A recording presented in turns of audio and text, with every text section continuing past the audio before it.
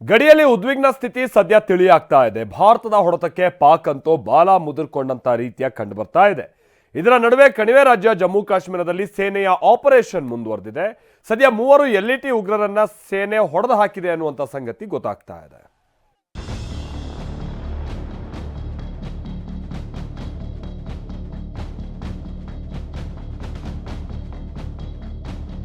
$20 ಲಕ್ಷ ಬಹುಮಾನ. ಪಹಲ್ಗಾಮ್ನಲ್ಲಿ ಪ್ರವಾಸಿಗರ ಮೇಲೆ ದಾಳಿ ನಡೆಸಿದವರ ಸುಳಿವು ಕೊಟ್ಟರೆ 20 ಲಕ್ಷ ಬಹುಮಾನದ ಪೋಸ್ಟರ್ಗಳಿವು.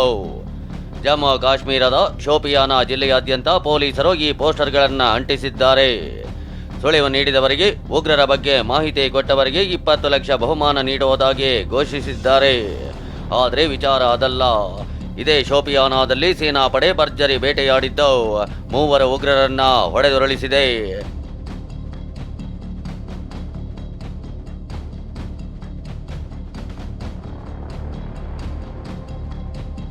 ಶೋಪಿಯಾನದಲ್ಲಿ 3 LET ಉಗ್ರರ ಹತ್ಯೆ.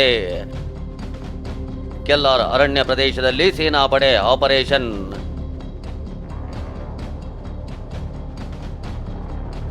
ಹೌದು, ಜಮ್ಮು ಕಾಶ್ಮೀರದ ಶೋಪಿಯಾನದಲ್ಲಿ ಉಗ್ರರ ಮತ್ತು ಸೇನಾಪಡೆಯ ನಡುವೆ ಗುಂಡಿನ ಕಾಳಗ ನಡೆದಿದೆ.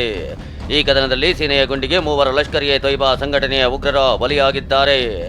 ಇನ್ನೂ ಒಬ್ಬ ಉಗ್ರ ಉಳಿದುಕೊಂಡಿದ್ದು, ಆತನಿಗಾಗಿ ಸೇನೆ ತೀವ್ರವಾಗಿ ಶೋಧ ಕಾರ್ಯಾಚರಣೆ ನಡೆಸುತ್ತಿದೆ.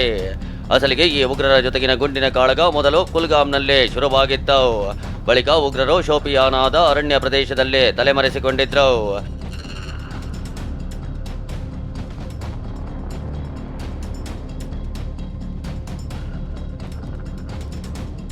ಸದ್ಯ ಸೇನೆ ಬೇಟೆಯಾಡಿರೋ 3 ಉಗ್ರರು ಪಹಲ್ಗಾಮ್ ದಾಳಿಕೋರರ ಅಥವಾ ಬೇರೆ ಉಗ್ರರ ಅನ್ನೋದು ಇನ್ನೂ ಖಚಿತವಾಗಿಲ್ಲ.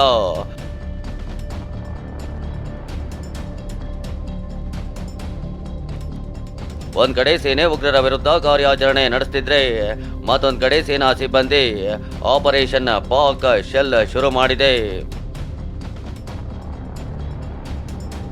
ಕಳೆದೊಂದು ವಾರದಿಂದ ಅಂದ್ರೆ ಕದನ ವಿರಾಮ ಜಾರಿಗೂ ಮುನ್ನ ಪಾಕ್ ಸೇನೆ ಗಡಿಯಲ್ಲಿ ಶೆಲ್ ಡ್ರೋನ್ ದಾಳಿ ನಡೆಸಿತ್ತು.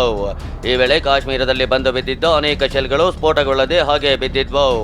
ಇದೀಗ ಸೇನಾಪಡೆ ಅಂತ ಶೆಲ್ಗಳನ್ನು ಹುಡುಕಿ ನಿಷ್ಕ್ರಿಯಗೊಳಿಸುತ್ತಿದೆ. ನೌಶೇರಾ ಮತ್ತು ರಜೌರಿಯಲ್ಲಿ ಪಾಕಿಸ್ತಾನದ ಸಜೀವ ಶೆಲ್ಗಳನ್ನು ಸೇನೆ ನಿಷ್ಕ್ರಿಯಗೊಳಿಸಿದೆ.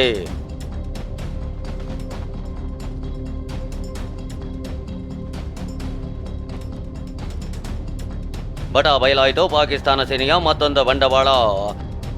ಭಾರತದ ದಾಳಿಯಲ್ಲಿ ನಮಗೆ ಯಾವುದೇ ಹಾನಿಯಾಗಿಲ್ಲ, ನಮ್ಮ ಸೈನಿಕರಿಗೆ ಏನೂ ಆಗಿಲ್ಲ ಅಂತ ಪಾಕ್ ಬಡಾಯಿ ಕೊಚ್ಚಿಕೊಂಡಿತ್ತು. ಆದರೆ ಪಾಕ್ ಸೈನಿಕರು ಗಾಯಗೊಂಡು ಆಸ್ಪತ್ರೆಯ ಪಾಲಾಗಿದ್ದಾರೆ. ಖುದ್ದು ಪಾಕ್ ಸೇನಾ ಮುಖ್ಯಸ್ಥ ಆಸಿಮ್ ಮುನೀರ್ ಗಾಯಗೊಂಡವರನ್ನ ಆಸ್ಪತ್ರೆಯಲ್ಲೇ ಭೇಟಿಯಾಗಿದ್ದಾನೆ.